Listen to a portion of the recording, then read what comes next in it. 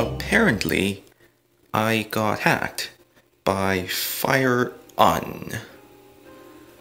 So he actually used a lot. He used 2 Wraith and 4 Protectors. But he got 3,000 B coins, so that definitely made up for it. But I'm pretty sure that's not the maximum amount of B coins he could have gotten. And another thing is, I actually put the sentry on upgrade last night, and that's mainly because I found that I didn't really need to upgrade this B-coin storage for now, because I actually had a lot more coins than I had B-coins. So that's why I put the sentry on upgrade for now, since I actually do have 24k B-coins, so I will be developing the blast beam cannon level 7.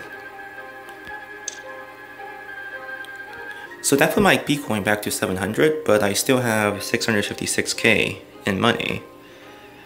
So that's why I have another thread on the database to speed that one up.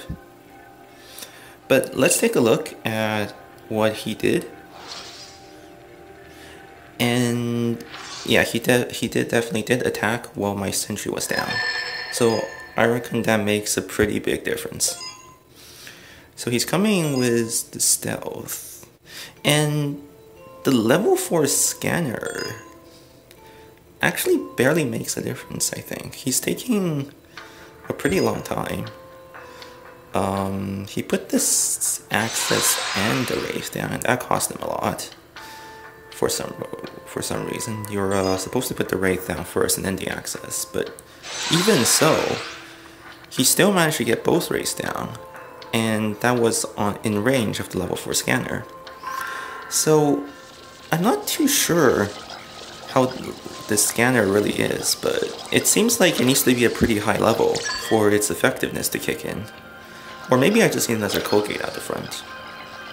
But right now, it seems like the level 4 scanner doesn't really prevent a stealth hack. So that might be the next thing I want to upgrade. And if we take a look here, we see that without the antivirus, it actually is a pretty big difference, because I'm pretty sure with the antivirus support, this protector would be down already, but his level 3 protector without the antivirus actually is tanking both turrets and the black eyes just fine. So he's gonna break through this, because yeah, I can't seem to break his protector without the antivirus. So that was actually pretty easy for him. It's just 2 protectors. And he has the code gate down for free. So without the antivirus up front, he doesn't really need anything on this scanner. We can just go ahead and break the code gate. And then without my antivirus up front on upgrade, well actually it doesn't really matter since he raised this code gate, so it wouldn't be spreading the antivirus anyway. But the antivirus back here is only level 1. So with just another protector, he's able to defend it just fine once again. He's also not getting pressure from that code gate because it's also raised. And this one black eyes isn't breaking that protector, that's for sure. And interestingly enough, he puts another protector on there, which I'm not 100% sure he really needed, because with the core plus the guardian supporting it, it's probably gonna delay him a lot. There's only 2 beam cannon. In fact, you might have actually been able to put a shuriken here to take down the guardian first. That's another weakness of this setup, but most people don't really do that, so I think it's probably fine, because he didn't do that even though he has the shuriken. So yeah, because he was saving the shuriken for use on the core itself, I think. And yeah, that's what he does. He puts all 5 shuriken on the core.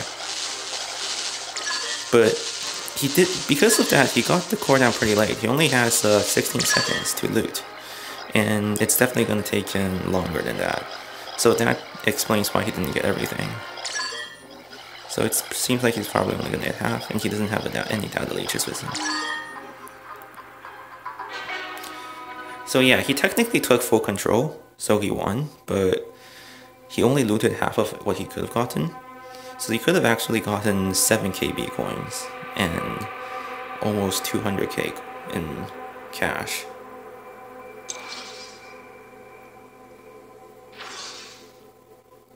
So that just goes to show that this antivirus being down is pretty major.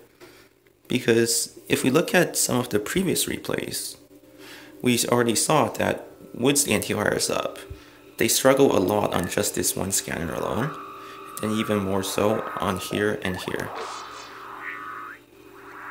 But another thing that we did find out is that this scanner is pretty worthless against stealth attacks right now, to be honest. So that explains why a lot of the high-level players put a code gate up front. So the first thing they have to do when attempting a stealth hack is to raise the code gate, which will cost them a lot of stealth time. And I am considering doing that, but I also kind of like these two code gates right here, and we don't have that many people breaking in, so I can't really judge for sure. So that's why the plan right now is to rush to level 9 core, which seems pretty crazy, but I can try for it anyway. And the reason for doing that is because at level 9, I get another code gate, another turret, another scanner, and another program library. So that's going to change my network structure quite a bit, and it's also going to greatly raise my attacking power. So if I can get that, which is going to take 3 million coins, so I'm going to need to upgrade my storage a lot probably. But if I get that before, I don't know, level 30, I'll probably be quite a bit ahead of the competition. And it also lets me strengthen that one weak point with the scanner, which I am planning to do eventually. I just got hit really hard by NZHNIK. I have no idea how to pronounce his name, but he used 4 Wraith and 3 Krakens. So he pretty much abused all of the weaknesses of my network. And it seems like he got a full loot, 6k B coins, 342k in cash. So let's take a look. And at the same time, I was also upgrading my sentry.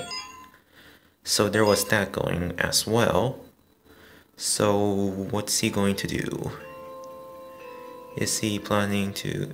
Oh, he's just gonna raise all the defenses. And he raised the sentry for some reason. You don't actually need to do that, since if the sentry is upgrading, it doesn't spread antiviruses. It's basically disabled. And with most of my defenses out of the way, this is almost like a free win, I guess. Because now he just Krakens through with virtually no resistance except that one turret there, which probably he can just take out with worms. Yeah, he's just gonna take it out with worms. Because that one turret alone, without any other anti-armor support, doesn't really seem to make that much of a difference. And I was saying how the turret is actually pretty tanky, even by itself. And if you look at it, it seems like the turret can't really take you down. I mean, it is lacking the antivirus, but nonetheless, that damage is barely scratching the turret. And he's almost all the way to the core now, and the ice wall just dropped. So that's why I was reconsidering replacing that turret up there with a guardian instead. So pretty much no resistance back here in this with the sentry, because level 1 antivirus and just 1 black ice. And with 3 Krakens, he's gonna be able to take down the core pretty fast. Even though I do have a guardian supporting it, but that damage is pretty high. And especially that he doesn't have to worry about antivirus breaking the code gate, so he doesn't even need an ice wall there. And overall, this is just a pretty easy win. I mean, sure, my sentry was upgrading, but he disabled it anyway, even if it wasn't. So, I think with this particular hack, the weaknesses of the network really became apparent. And the thing is, the scanner didn't really do anything at all. It's a level 4 scanner, but he was still able to drop 4 Wraith onto my network just fine. So, I think this really goes to show that it's probably time to think about improving the network structure. And that's what I'm going to be looking at. But before I do that, let's take a look at a few hacks where I actually failed. So one of them I failed pretty hard was against Anonymous, level 29. Granted, he is 7 levels higher than me, and I didn't actually build my program specifically for his networks. I just went in with a standard set, because, I mean, at the start here, it doesn't look that threatening. It's just a few low-level turrets. So I didn't really feel that I needed to build specifically for his network, but it turns out that I actually struggled quite a bit, and you're going to see here once I take down this code gate.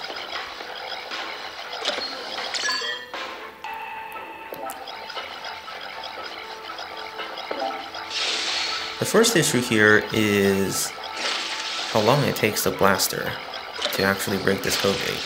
I mean, he does have a guardian protecting it, and even if it was a battering ram, the battering ram would struggle a bit too. But maybe I should just need to upgrade the blaster. But this code gate here really delayed me by a lot, and I even needed to use an ice wall on the scanner just to take it down. And then here, luckily, his black ice was being upgraded, so it's just 3 beam cannons, nothing to worry about.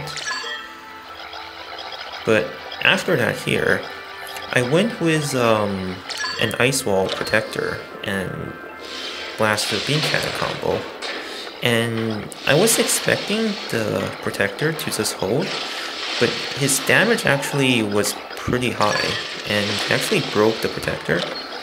And then I threw down an ice wall, and then he broke the ice wall too. So that really set me back a lot. And one thing to note is that I tried to use the blaster here to reduce the damage, but the blaster is so slow that unless it targets either the turret or the black ice first, the damage reduction isn't really that much. And since it targeted the sentry first, the blaster was pretty much wasted for the most part. So it might have been better if I just went with the protector and 3 beam cannon as opposed to the 1 blaster. Or alternatively, I may just need to upgrade the blaster more. I'm still not too sure of that yet.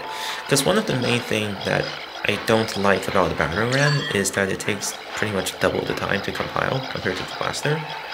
And another thing is that with the battering ram, you also don't get the damage reduction when trying to take down code gate. So you have to put down an ice wall eventually. And then here, this choke point was actually a lot harder than I expected. If I knew it was going to be this hard, I probably would have just dropped the protector instead. But it kills this 1 scanner really fast. Just from his, I guess that's either level 8 or level 9 sentry. But this choke point was actually a lot stronger than I expected, and since he has the core here, it means I had to target it first. So these 2 nodes was able to pretty much attack the scanner pretty freely.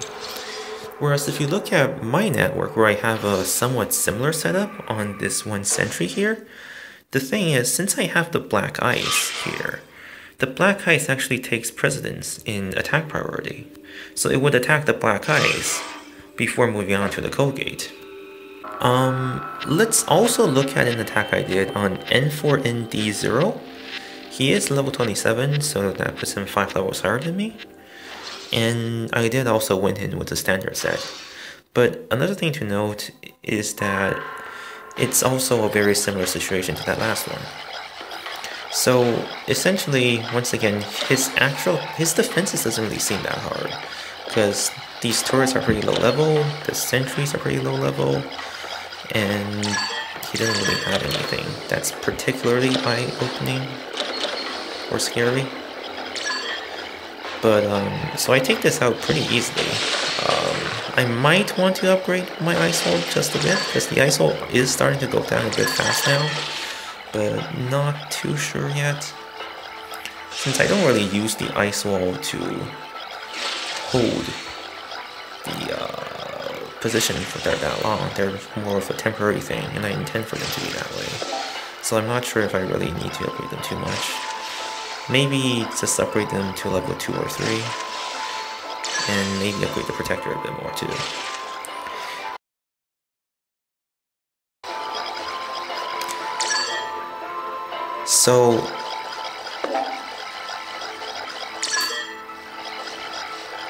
So here once again, we see the scanner is forced to attack the core, so I had to drop down an ice wall there. And then the antivirus just keeps the scanner just keeps attacking on the scanner, and I keep having to drop new ice walls onto the scanner. And this is actually a huge delay. And I simply just don't expect, I just never thought that this choke point with the scanner would actually be this strong. And this really cut down a lot of time, and I actually ended up putting a protector on it because I ran out of ice walls. So that's why I was thinking that maybe I should consider upgrading the ice wall. Just because it's starting to get slightly outdated, just by a bit. And then the Koke actually makes everything focus on that.